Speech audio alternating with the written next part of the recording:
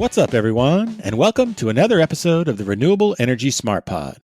I'm your host, Sean McMahon, and now the Biden administration has rolled out all kinds of initiatives as part of its energy transition ambitions. And one of those initiatives is a plan to establish hydrogen hubs at multiple locations within the U.S. Last year, we spent a couple of episodes on this podcast talking about green hydrogen. Those episodes were wildly popular, so I figured it was about time we revisit the topic. In a few minutes, you'll hear an interview I conducted with Michael Hecht. Michael is the president and CEO of Greater New Orleans, Inc., or GNO. GNO has been the organizing force behind H2 the Future, which is a clean hydrogen cluster that's being developed in southern Louisiana. Michael and I had a really fun conversation. He was fresh off the plane from watching his beloved New Orleans Saints take on the Minnesota Vikings in London, and he explained how H2 the Future, which was recently awarded $50 million from the U.S. Economic Development Administration to develop a green hydrogen hub that will include everything from R&D facilities at multiple Louisiana universities to an end-use project at the Port of South Louisiana. Michael and his team pulled together many different stakeholders to get H2 the Future off the ground, so I think listeners of this podcast will appreciate hearing just how they did it. Looking ahead, today's episode is actually the first of a few episodes about green hydrogen. A green hydrogen episode hub, if you will. I can't quite yet disclose who we are bringing on the future episodes, but I promise you're going to hear more great insights about green hydrogen before the end of this year. And of course, COP27 is less than a month away, so we're cooking up some episodes to cover that global gathering. Lots of good stuff is coming down the pipeline, so stay tuned for those episodes. Before we learn more about H2 the Future from Michael Hecht of Greater New Orleans, Inc., here's a quick word from the exclusive sponsor of today's episode, EDF Renewables. EDF Renewables is a market-leading independent power producer and service provider with over 35 years of expertise in developing onshore and offshore wind, solar, storage, and electric vehicle charging systems. EDF Renewables, energy your way.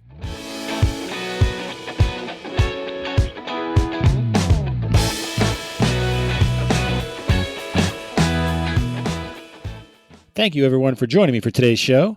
I'm pleased to welcome Michael Hecht from Greater New Orleans, Inc. Michael, how are you doing today? I'm doing fabulous, Sean. Just got in from a quick jaunt across the pond to London to see my beloved football team lose again. But, the sorrow was lubricated with Guinness and friends and now je suis retourné. So it's great to be back. Yeah, well, welcome back to the States. Bringing you on the show today to talk about H2 the Future. It's a project going on in New Orleans, so let's get right into it. What is that project and what's your role in it? Thanks. Well, H2 the Future is a project that's predicated on the idea that Louisiana has always been an energy state, primarily in hydrocarbons, but now it can be an energy state of the future with a more clean energy outlook. And when we began to understand about the potential for green hydrogen, particularly as a feedstock for our industrial corridor, where we are the most intensive users of industrial hydrogen for processes like making ammonia for fertilizer or refining steel, we said, we might have an opportunity to continue to power our industrial corridor, but do it with a cleaner source of fuel and feedstock, and that'd be a win for the economy and the environment. That was the genesis of H2 the Future. All right. So what are the key elements of the project? Well, I guess there are two parts. I'm sure that your audience knows, but green hydrogen differs from gray or dirty hydrogen in that it's synthesized from water instead of natural gas, as we've always done it here. The key to that is that the electrolyzer that splits up the water, the electricity has to be created by a clean energy source. Otherwise, it's faux green. And so what we're saying here is that we're going to do that with wind energy, with wind installations in the Gulf that are going to power electrolyzers that are maybe sitting on disused oil and gas rigs. That's going to then create the hydrogen, which is piped into our industrial corridor. And according to our smart and well-paid friends at McKinsey, we'll be able then to maintain our industrial corridor, but potentially reduce carbon emissions by as much as 70%. I dug into your website. Everything is lined up and all the groups that have come together for this. So what is H2 Workforce, H2 Test Beds, H2 Nexus, and things like that? It seems like those are some aspects of this wider picture that might have helped you get some buy-in from all the local constituencies. Yeah, All these sound kind of like Jay-Z lyrics, but they weren't intended to. So, all right. So the background of this is that we were one of 4% of national winners of a Department of Commerce EDA grant. It was the Build Back Better Regional Challenge. For ours, we pulled together 35 partners from across South Louisiana. We pulled together other economic development organizations, universities, including our HBCUs, nonprofits, and we basically applied. And there are 5 parts to our application.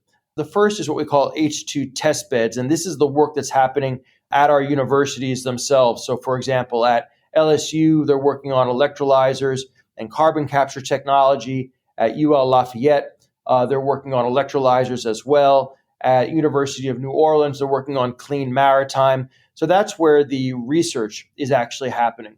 The second part that I'm particularly excited about is Nexus, the new energy center of the U.S. This is going to go at the Research and Technology Park of the University of New Orleans, and it's going to be the physical location, the hub of all of the activity around energy transition for Louisiana, including green hydrogen. So you're going to have existing companies there, startups, training space, public space, social space. If you know, for example, the Cambridge Innovation Center that they have up in Boston or they have in Rhode Island, it's going to be a similar type of physical hub where people can meet, serendipity can happen, and the media can point to it and say, this is where it's all coming out of. Then the third part is a workforce component. There we're going to be working with our 2-year college system as well as our HBCUs to make sure that workers, new people are trained for clean energy, but also for that existing workers, particularly the 22,000 that have lost their jobs in the oil and gas industry over the past 20 years, can be trained for green hydrogen and clean energy. So these are programs that are going to happen in the universities, also out in the community. Some of them will be full degrees, including associate's degrees. Some of them might just be certificates that could happen over a period of weeks. Then the fourth component of this is business development.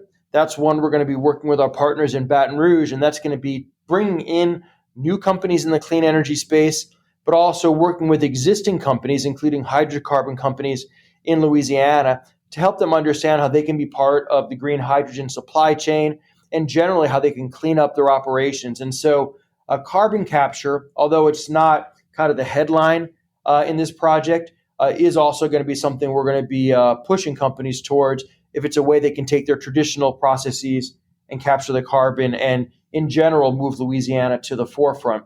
Then the final part is going to be a demonstration project. That one we're going to do up at the Port of South Louisiana.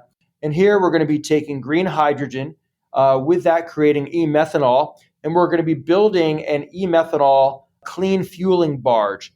That then is going to fuel the first fleet of zero-emission tugboats in America that are going to operate on the Mississippi River. They're called the Hydrogen One, built by a company called Maritime Partners. And so we're going to demonstrate how we can take the synthesized green hydrogen and put it to industrial use and be able to reduce our emissions while maintaining our work product. All right. Well, you just mentioned a ton of entities there, right? From the college campuses right on up to the hydrocarbon companies. One of the things I'm really kind of passionate about is messaging. So how did you go about pulling together all these stakeholders for what's really kind of a region-wide and massive undertaking? Like, what was that like? Well, it's interesting, Sean. You might say, how could a state like Louisiana that is so culturally rooted in oil and gas that the color of its football team are black and gold, like oil, black gold. And that is intentional because they were founded by an oil man. And the reason, or the way we've been able to do this as a state and lean into particularly wind energy, which is the power source for green hydrogen, is that we've led with it as an economic idea that has an environmental benefit. What we basically have said is that all of the skills, all of the people, all of the assets that we've used for decades to engineer, to construct, to install, and to service oil and gas rigs, we can use to do the exact same for offshore wind. Because if you think about it, an offshore wind structure and installation is really in many ways similar to an oil and gas rig in terms of its massiveness, in terms of the needs for skills like welding, in terms of lift boats to construct it. It's just that once you're out in hundreds of feet of water, you're going up for wind instead of down for oil. So it was really our folks down in the bayou, who traditionally are Republicans, who have gotten behind the idea of wind energy as a way to use what they've done for decades in a new application. And in fact, the first wind farm in America, Block Island off the coast of Rhode Island, was almost entirely engineered, constructed, and being serviced by Louisiana oil and gas companies. And so there's a lot of enthusiasm in the traditional hydrocarbon world here in Louisiana for offshore wind because they don't really see it as a transition, meaning a change. They really see it as an evolution. And for that reason, because we led with the economic elements, we've been able then to wrap around the environmental elements and say that they can go together. This is where the economy meets the environment, and everybody's very, very comfortable with that. We'll be right back. EDF Renewables' purpose is to build a net zero energy future with electricity and innovative solutions and services to help save the planet and drive well-being and economic development. We're committed to providing future generations with the means to power their lives in the most economic, environmental, and socially responsible ways possible. We understand the importance of managing energy integration in a way that also enables clean energy projects to improve the electric grid. Our tailor-made solutions can solve energy challenges facing our customers, no matter the size or complexity. EDF Renewables. Energy your way.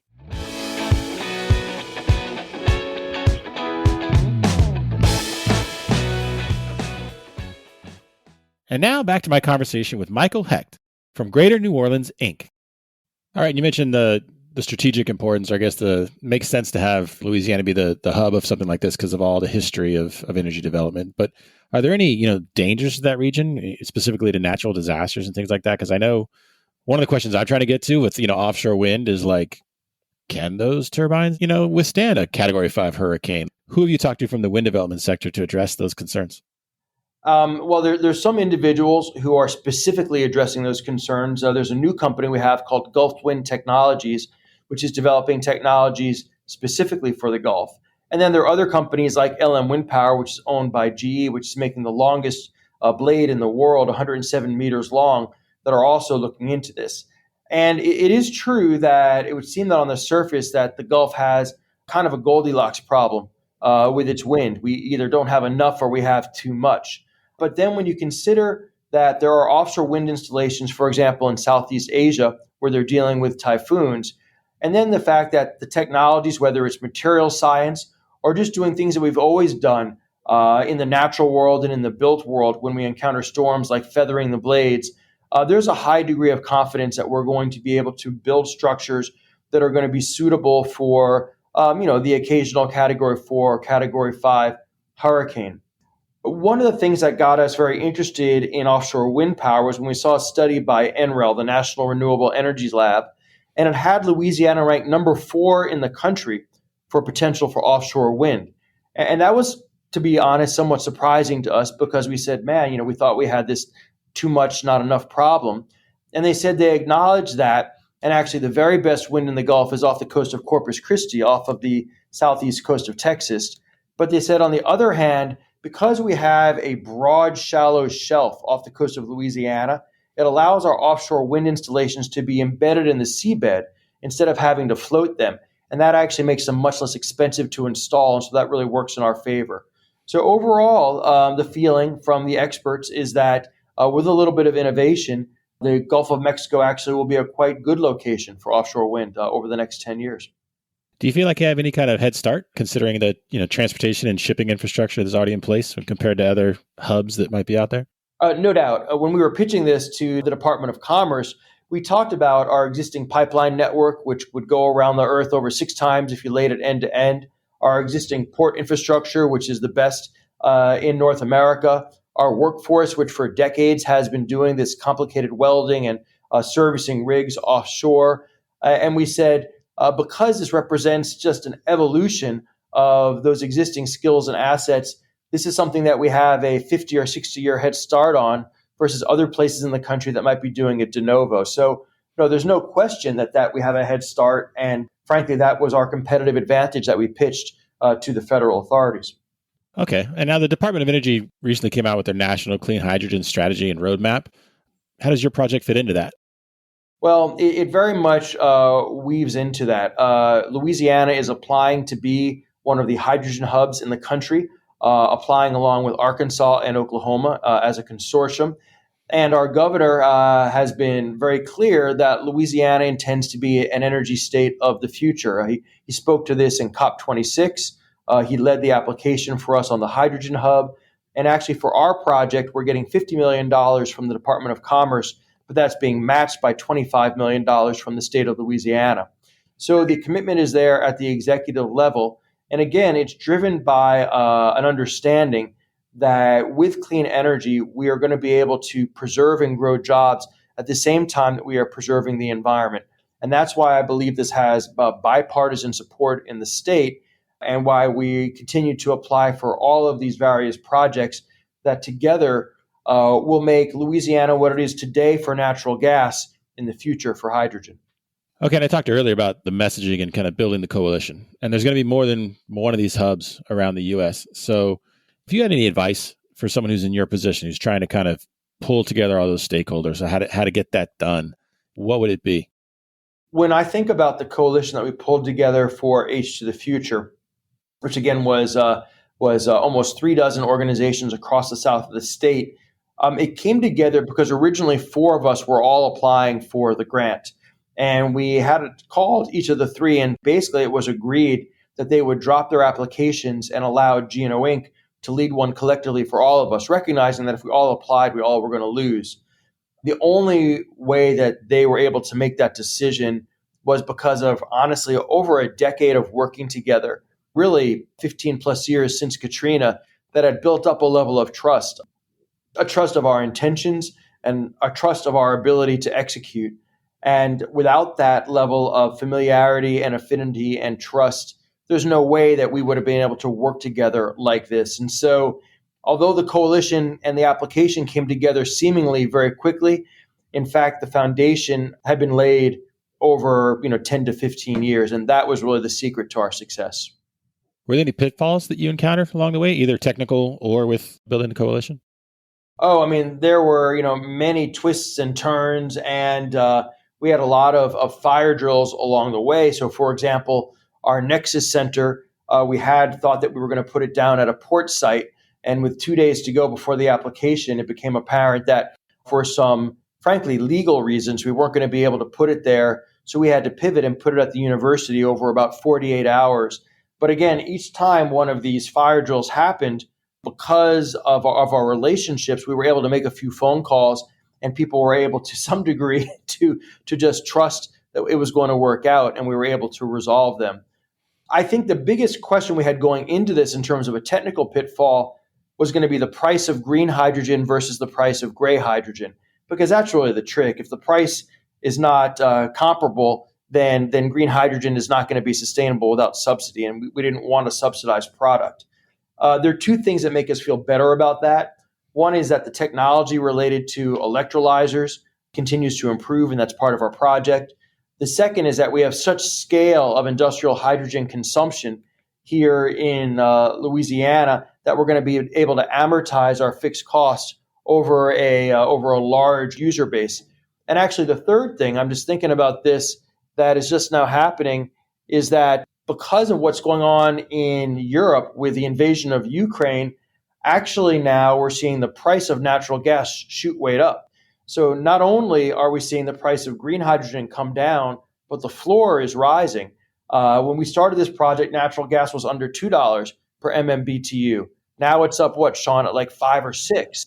And so the delta is getting much smaller. And although that's bad for users of natural gas and frankly for electricity today, in terms of the feasibility of green hydrogen, which is about that delta, it actually improves it. So what are the next steps for your project? Well, to some degree, Sean, we've been not only building the plane while we've been flying it, we've actually been looking for the airport. We were just told where the airport is because we just announced a couple of weeks ago that we won the grant. And so now we're very busy looking to hire the staff who's going to run the project for the next 4 years plus. And we're very anxious to get the Nexus Center open by the summer of 2023. and basically crank up the entire project. Our goal is that within a couple of years, we're going to be able to take folks to the Port of South Louisiana, have them see the clean fueling barge that we've built, and to watch these boats go up and down the river, servicing the entire country and the world, frankly, but doing it with zero carbon emissions. And we think that if we're able to have people see, touch, feel these manifestations of the green hydrogen economy, from Nexus to the clean barges on the river, the clean tugboats on the river, they'll be able to understand this is not just an idea they're reading about in magazines or hearing about on podcasts, but actually is a way we can take not just South Louisiana, but America forward into a clean energy future. So the clock has begun to tick, but we're very excited because there's great enthusiasm in the industry, great enthusiasm in the public and the media. And as we've talked about, because we're talking about the environment and the economy coming together, money meeting morality, there's great bipartisan enthusiasm. And so we're ready to get to work. And then one thing I like to do on this podcast, whenever I get a chance, is to ask folks like you for bold predictions. So what do you got for me, Michael? You seem like you're pretty bullish about the prospects for H to the future. So where are we in 5 to 10 years? In 5 to 10 years, the industrial corridor of Louisiana, which is the most intensive on a per capita basis by far in the country, and uses the most hydrogen per capita, second most overall in the country, will be entirely powered by clean hydrogen, which might not only be green hydrogen, some of it might be blue from carbon capture, some of it might be pink from nuclear, but we are going to be able to demonstrate to the country that we have the ability to preserve and grow well-paying middle-class jobs, to create the products, whether it's the plastics or the fertilizers or the steel or the fuel for our country and the world, but do it in a way that is much more environmentally sensitive. And in that way, I think Louisiana is going to be a leader for the country and is going to be an energy state of the future. All right. Well, Michael, hey, how can our listeners learn more about the H to the Future project? Oh, thanks, Sean. Well, we have a website that includes all the information. It's h2thefuture.org with 2 as the number. So big H, number 2, thefuture.org. That contains all the project information and contact information. Or otherwise, they can also just go to gnoinc.org and get in touch with myself. And we'd be happy to share all of our mistakes and our small number of successes that we're trying to build on. All right, great. We'll include a link to that in the show notes for this episode. So I appreciate that. Awesome. Well, it sounds like there's some exciting times ahead, and quite frankly, exciting times already happening for you and the region. So I really appreciate your time. Thank you for joining me. Sean, thanks so much. I look forward to coming back and reporting on our progress. I do too. I look forward to hearing that.